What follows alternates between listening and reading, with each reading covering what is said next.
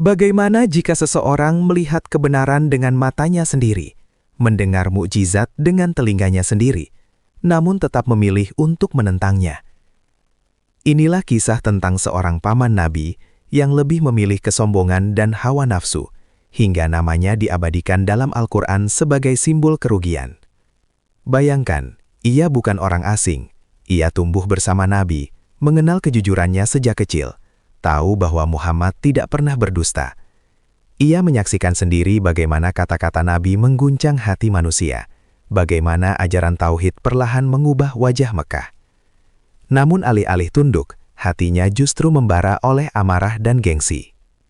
Di saat orang-orang miskin menemukan harapan dalam Islam, ia melihat ancaman terhadap kekuasaan dan statusnya. Di saat cahaya kebenaran semakin terang, ia justru memilih berdiri di sisi kegelapan.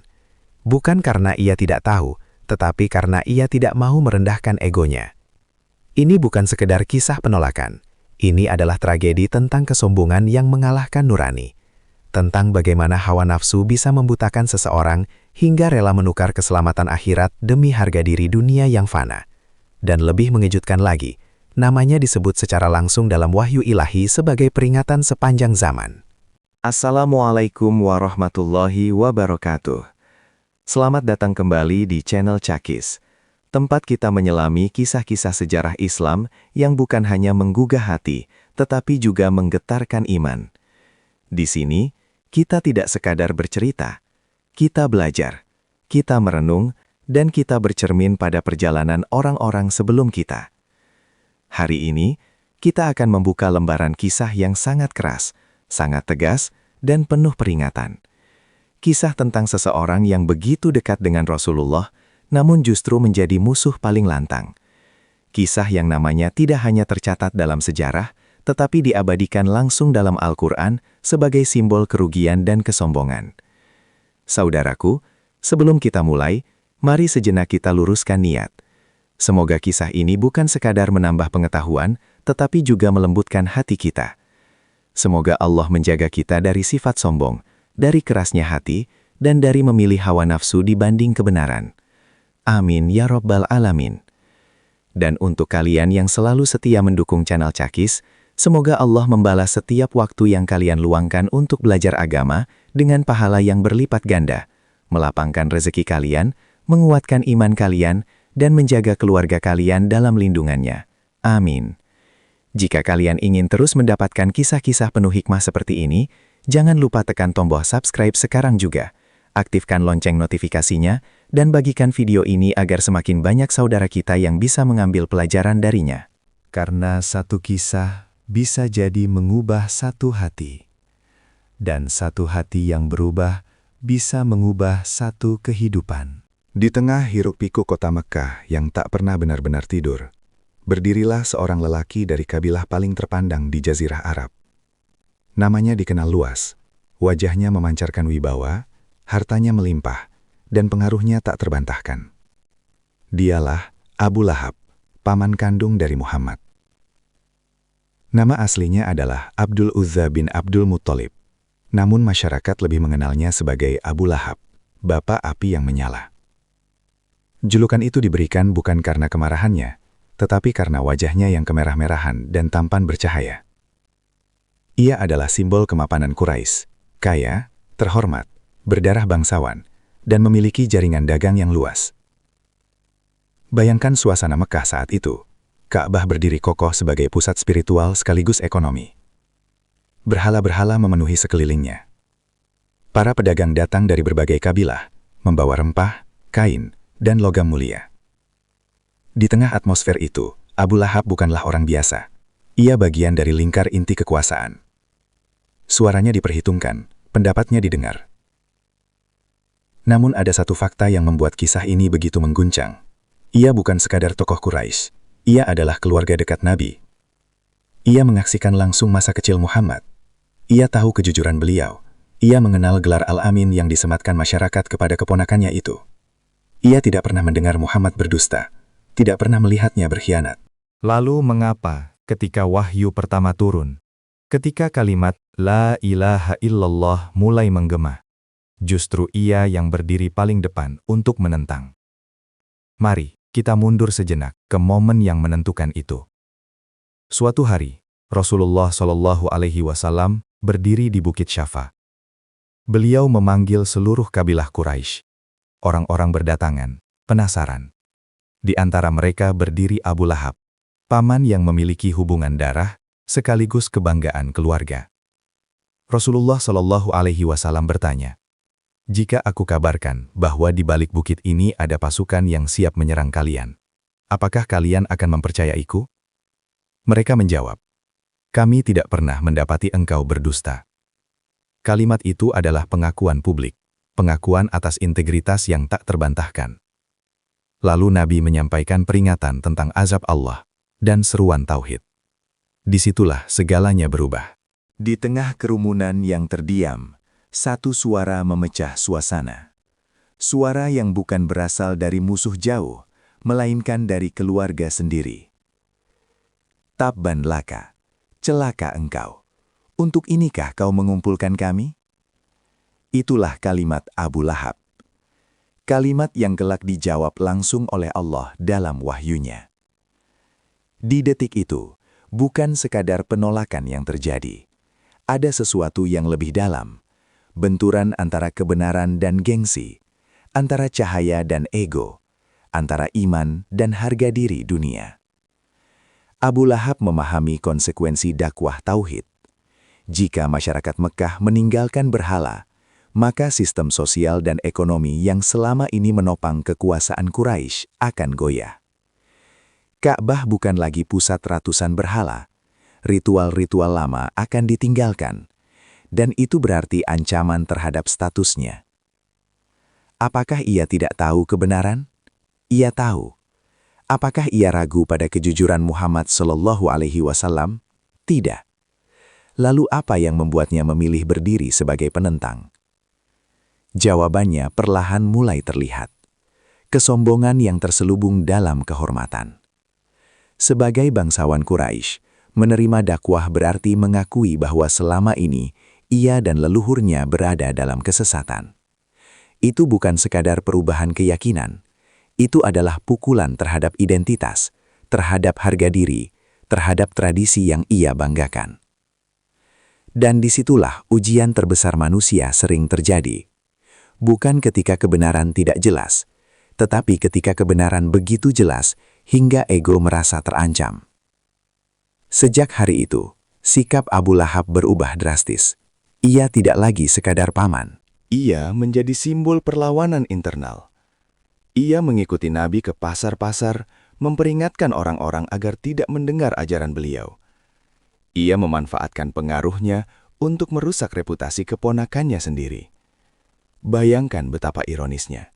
Seorang paman yang seharusnya melindungi justru menjadi penghalang. Seorang keluarga dekat yang seharusnya paling memahami justru paling keras menentang.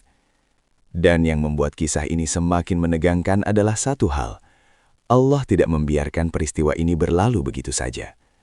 Turunlah satu surah pendek namun tajam, yang namanya diambil langsung dari julukan sang paman itu. Namanya kini tidak hanya tercatat dalam sejarah Mekah, ia diabadikan dalam Al-Quran sebagai peringatan lintas zaman. Namun di titik ini, pertanyaan terbesar belum terjawab sepenuhnya. Apakah kebencian Abu Lahab murni karena perbedaan keyakinan? Ataukah ada rasa iri? Ataukah ada ketakutan kehilangan kuasa? Ataukah sekadar gengsi yang tak sanggup menunduk? Di balik sikap kerasnya, tersembunyi pergulatan batin yang tak banyak dibicarakan. Karena seringkali, penolakan paling keras justru datang dari hati yang sebenarnya tahu, namun menolak untuk tunduk. Dan dari sinilah kisah ini akan semakin memanas. Bukan sekadar konflik keluarga, bukan sekadar perbedaan pandangan, tetapi pertarungan antara cahaya wahyu dan api kesombongan yang perlahan menyala semakin besar. Api yang kelak bukan hanya menjadi julukan, tetapi takdir. Setelah peristiwa di Bukit Syafa itu, tidak ada lagi ruang abu-abu dalam sikap Abu Lahab. Jika sebelumnya ia hanya menunjukkan penolakan spontan, kini ia mengambil posisi yang jelas. Ia akan menjadi penghalang dakwah keponakannya sendiri dengan segala cara. Di setiap musim haji, ketika kabilah-kabilah Arab datang ke Mekah untuk berdagang sekaligus berziarah ke Ka'bah, Rasulullah Shallallahu Alaihi Wasallam memanfaatkan momen itu untuk menyampaikan risalah tauhid. Beliau mendatangi kemah demi kemah, berbicara lembut, menawarkan kalimat yang sederhana namun mengguncang. Katakanlah, La ilaha illallah, niscaya kalian beruntung. Namun di belakang beliau, seringkali ada satu sosok yang berjalan mengikuti. Itu adalah Abu Lahab. Dengan suara keras, ia memperingatkan orang-orang, jangan dengarkan dia. Dia ingin memecah belah kalian dari agama nenek moyang. Dia hanya membawa sihir dan kata-kata kosong. Bayangkan pemandangan itu. Seorang paman mengikuti keponakannya sendiri, bukan untuk melindungi, bukan untuk mendukung, tetapi untuk membatalkan setiap kalimat yang baru saja diucapkan. Setiap kali hati seseorang mulai tersentuh, Abu Lahab datang merusaknya. Setiap kali ada telinga yang mulai terbuka, ia menutupnya dengan ancaman dan ejekan. Mengapa ia begitu gigih? Karena kini persoalannya bukan hanya soal keyakinan, ini soal pengaruh, soal reputasi, soal posisi dalam struktur kekuasaan Quraisy. Islam bukan sekadar ajaran spiritual, ia membawa perubahan sosial. Ia menempatkan budak dan bangsawan dalam satu saf. Ia menghapus kebanggaan garis keturunan. Ia mengguncang sistem yang selama ini memberi Abu Lahab keistimewaan. Jika ajaran itu diterima luas, maka keunggulan yang ia banggakan akan runtuh. Dan bagi orang yang hidup dari status, kehilangan status terasa seperti kehilangan diri sendiri. Di rumahnya sendiri, api permusuhan itu semakin membesar. Istrinya, Jamil, tidak kalah keras. Ia berasal dari keluarga terpandang dan merasa dakwah Nabi Shallallahu Alaihi Wasallam mencoreng kehormatan kaumnya. Bersama suaminya, ia ikut menyebarkan fitnah dan kebencian. Riwayat menyebutkan bahwa ia kerap menaruh duri di jalan yang biasa dilalui Rasulullah Shallallahu Alaihi Wasallam. Tindakan kecil, tetapi syarat makna. Itu bukan sekedar gangguan fisik, itu simbol kebencian yang disengaja, direncanakan, dan diulang. Namun yang paling berbahaya bukanlah duri di jalan. Yang paling berbahaya adalah duri dalam hati. Karena setiap hari yang berlalu, sikap Abu Lahab semakin mengeras. Ia tidak lagi sekedar menolak, ia mulai menikmati peran sebagai penentang utama. Ada kepuasan aneh ketika melihat dakwah itu terhambat. Ada kebanggaan ketika orang-orang mengikuti peringatannya untuk menjauhi Nabi. Disinilah kita melihat bagaimana kesombongan berkembang menjadi permusuhan aktif. Padahal jauh di dalam dirinya, ia tahu siapa Muhammad sebenarnya. Ia tahu reputasi Al-Amin itu bukan rekayasa. Ia tahu keponakannya bukan penyair gila, bukan tukang sihir. Namun mengakui itu berarti ia harus mengakui kesalahannya sendiri di hadapan publik. Dan bagi jiwa yang terbelenggu ego, pengakuan kesalahan terasa lebih menyakitkan daripada mempertahankan kebohongan. Tekanan sosial juga memainkan peran. Para pemuka Quraisy berkumpul, berdiskusi, menyusun strategi untuk menghentikan dakwah. Abu Lahab menjadi bagian dari lingkaran itu. Ia tidak ingin dianggap lemah. Ia tidak ingin dicap sebagai orang yang tunduk pada ajaran baru yang dianggap merusak tatanan lama. Perlahan, ia terjebak dalam citra yang ia bangun sendiri. Untuk mempertahankan wibawa, ia harus terus melawan. Untuk mempertahankan pengaruh, ia harus terus menyerang. Dan semakin lama ia berjalan di jalur itu, semakin sulit baginya untuk berbalik arah. Karena menerima Islam bukan lagi sekedar pilihan iman. Itu akan menjadi pengakuan bahwa seluruh sikap permusuhannya selama ini adalah kesalahan besar. Itu berarti ia harus meruntuhkan benteng yang ia bangun sendiri. Di titik inilah Allah menurunkan satu surah yang begitu singkat, tetapi begitu tajam. Surah Al-Lahab. Binasalah kedua tangan Abu Lahab, dan benar-benar binasa dia. Surah itu tidak hanya memprediksi kerugiannya. Ia menegaskan bahwa harta dan anak-anaknya tidak akan mampu menyelamatkannya. Bagi seorang bangsawan Quraisy, itu adalah tamparan keras. Karena dua hal yang paling ia banggakan, kekayaan dan keturunan, disebut tidak berguna di hadapan Allah. Namun yang mengejutkan, setelah turunnya surah itu, Abu Lahab justru semakin keras. Ia tidak pernah berpura-pura masuk Islam untuk membantah wahyu tersebut. Ia tetap dalam kekafirannya sampai akhir hayat. Seakan-akan surah itu menjadi cermin yang memperlihatkan pilihan hidupnya. Dan ia memilih untuk tetap berada di sisi yang sama. Disinilah tragedi itu semakin dalam. Bukan karena ia tidak pernah mendengar kebenaran. Bukan karena ia tidak pernah diberi kesempatan.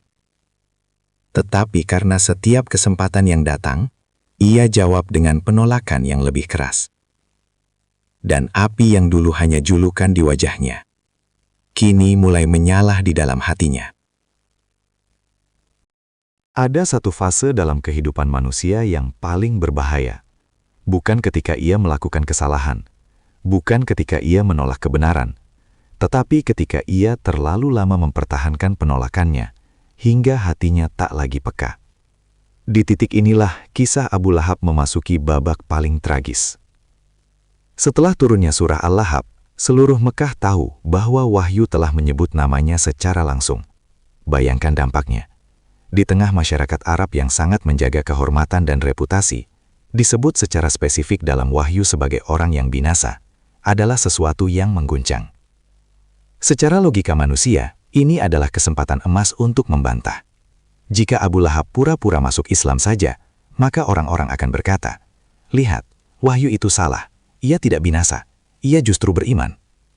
Namun anehnya, itu tidak pernah terjadi.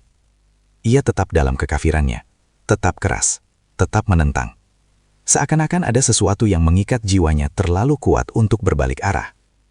Disinilah kita mulai melihat perbedaan antara penolakan biasa dan pilihan sadar untuk berpihak pada kesombongan. Abu Lahab tidak hidup dalam kebodohan. Ia menyaksikan bagaimana pengikut Nabi SAW terus bertambah. Ia melihat budak seperti Bilal bertahan dalam siksaan demi kalimat tauhid.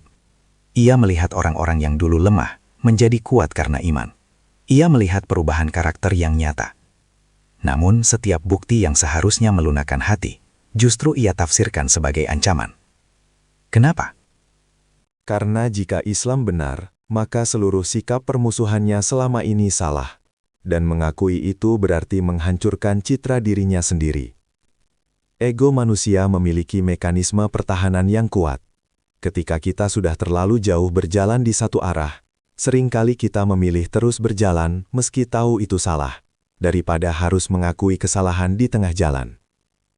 Abu Lahab telah terlalu keras berbicara, terlalu banyak mencaci, terlalu sering mempermalukan keponakannya di depan publik. Untuk kembali, ia harus menelan seluruh ucapannya sendiri. Dan bagi jiwa yang dipenuhi kesombongan, menelan ego terasa lebih pahit daripada menelan kebenaran. Di sisi lain, tekanan sosial semakin kuat. Para pemuka Quraisy mengandalkannya sebagai salah satu simbol perlawanan terhadap dakwah. Jika ia melemah, posisi mereka ikut goyah.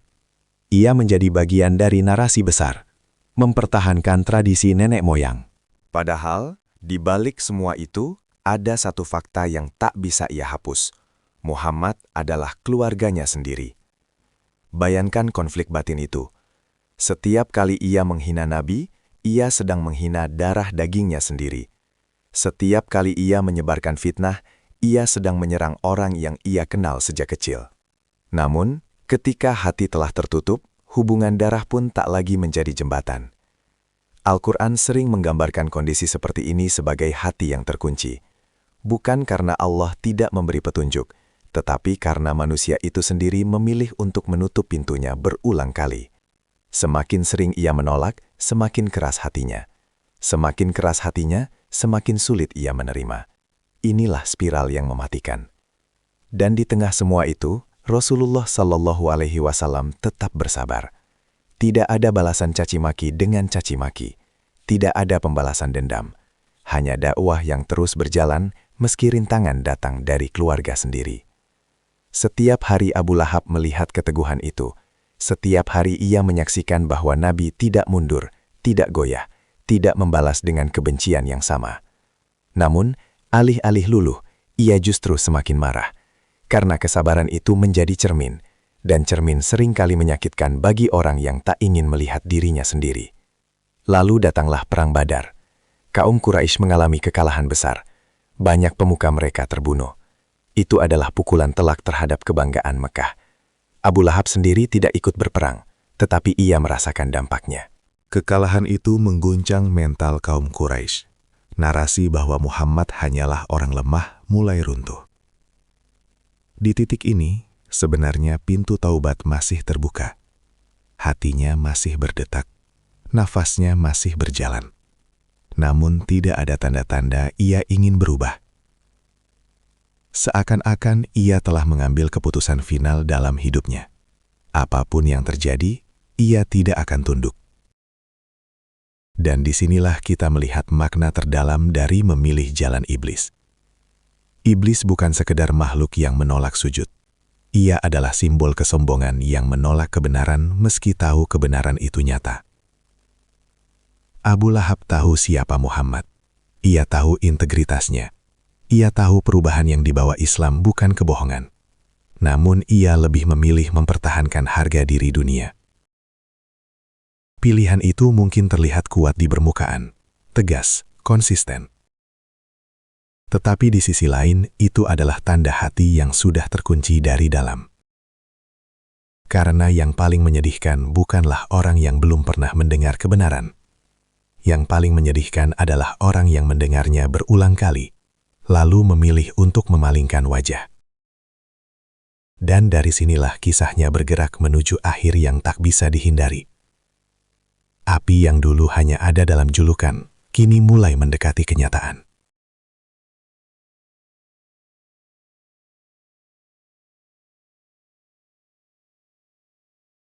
Setiap pilihan dalam hidup membawa konsekuensi.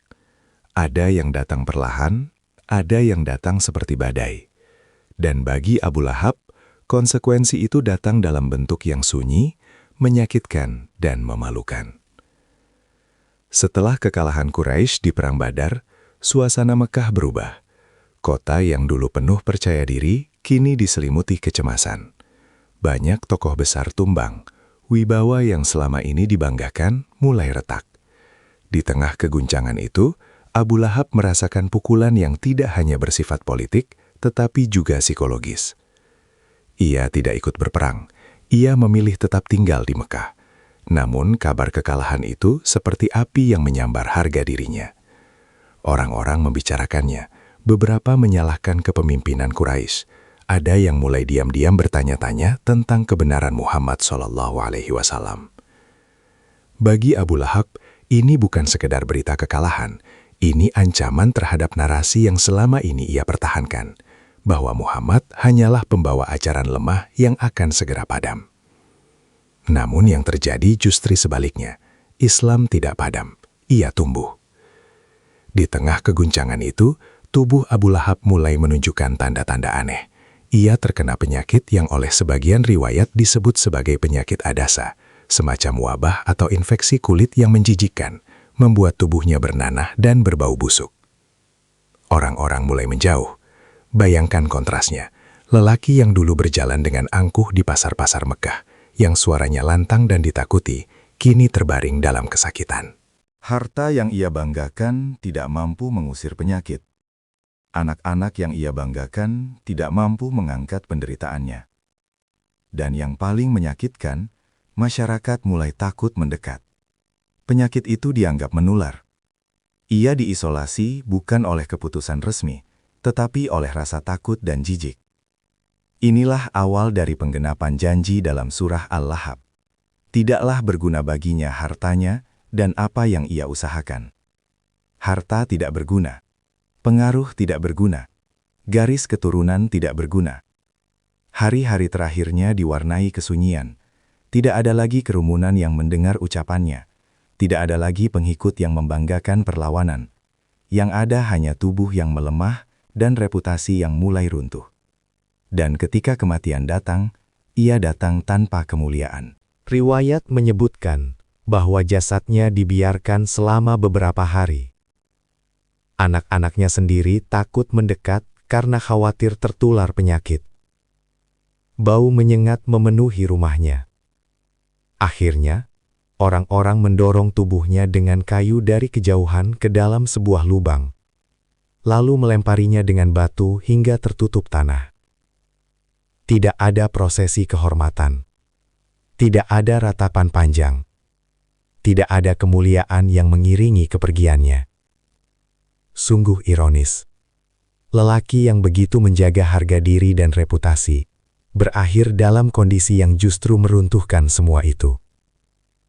Namun lebih dari sekadar kematian fisik, ada makna simbolik yang dalam. Abu Lahab adalah contoh nyata bagaimana kesombongan yang dipelihara bertahun-tahun, akhirnya menggerogoti dari dalam. Penyakit di tubuhnya seakan menjadi gambaran dari penyakit di hatinya. Membusuk berlahan, menutup cahaya, menebarkan bau kebencian. Apakah ia pernah menyesal di detik-detik terakhirnya? Riwayat tidak memberi detail tentang itu.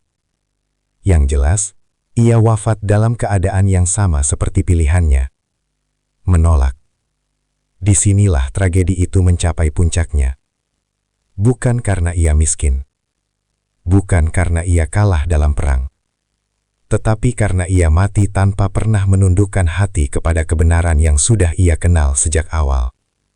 Dan bagi kita yang membaca kisah ini hari ini, ada pelajaran yang sangat tajam. Bahwa waktu selalu berjalan. Bahwa kesempatan tidak selalu datang dua kali. Bahwa setiap penolakan yang diulang-ulang bisa berubah menjadi kebiasaan hati. Abu Lahab bukan orang bodoh. Ia bukan orang yang tidak tahu. Ia bukan orang yang tidak pernah mendengar. Ia adalah orang yang terlalu lama mempertahankan gengsi hingga tak mampu lagi kembali. Dan ketika ajal datang, semua peran duniawi runtuh. Di Mekah, dakwah Rasulullah SAW terus berjalan. Islam terus tumbuh. Nama Muhammad SAW semakin dimuliakan. Sementara nama Abu Lahab diabadikan bukan sebagai pahlawan, bukan sebagai bangsawan terhormat, tetapi sebagai peringatan. Api yang dulu hanya julukan di dunia, menjadi simbol akhiratnya.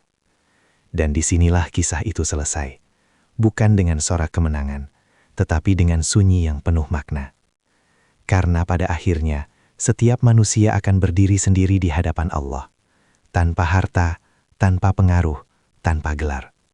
Hanya membawa hati yang pernah ia pilih untuk tunduk atau untuk menolak. Saudaraku, kisah Abu Lahab bukan sekadar lembaran sejarah yang kita dengar lalu kita lupakan. Ia adalah cermin. Cermin yang memantulkan pertanyaan besar ke dalam diri kita masing-masing. Bukan tentang siapa Abu Lahab hari ini, tetapi tentang apakah ada sedikit sifat Abu Lahab di dalam hati kita.